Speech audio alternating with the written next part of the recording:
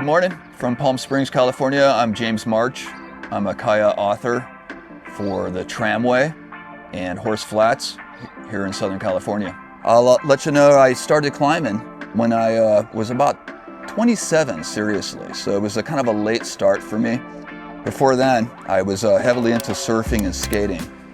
And I lived in Venice Beach, Dogtown. I kind of migrated from the Midwest there. When I was 20 years old, I was splashing in the Pacific Ocean, thinking it was warm.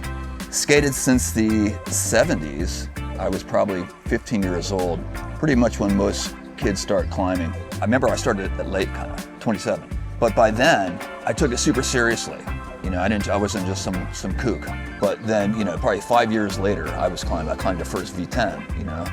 And I was able to really, you know, start climbing with all these like strong climbers. With this guidebook, the Southern California Bouldering Guide, it brought me to all these great places in Southern California. Horse Flats, Black Mountain, Joshua Tree, all the LA spots were in there. It was great. I would go out there and there'd be no one at all. Got to know John Sherman along the way, Kerwin Klein, Jeff Johnson, and Dimitri Fritz, a lot of these guys that are still climbing but put a mark on Southern California. But pretty much was me alone, and because I just couldn't really find a partner or get people out there. So that became my thing. I just started to boulder a lot, and I came from a history of artwork, always kind of like painting and drawing since I was little.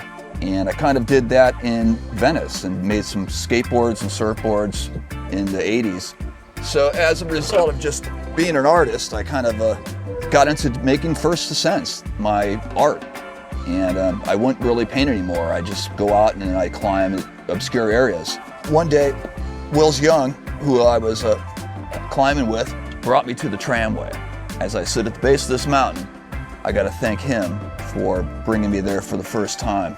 My friend Wills was also an author, and Wills Young wrote a bunch of articles, putting places on the map. Here is northern part of SoCal, Pine Mountain. I thought it was a cool thing to start writing about things, places I was at, and making mini guides. So I have a few here.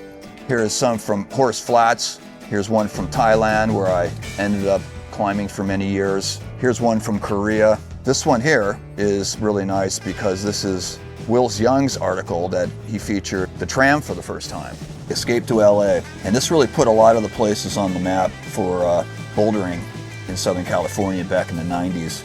And this pretty much spurred the whole renaissance, which we still have today, of bouldering.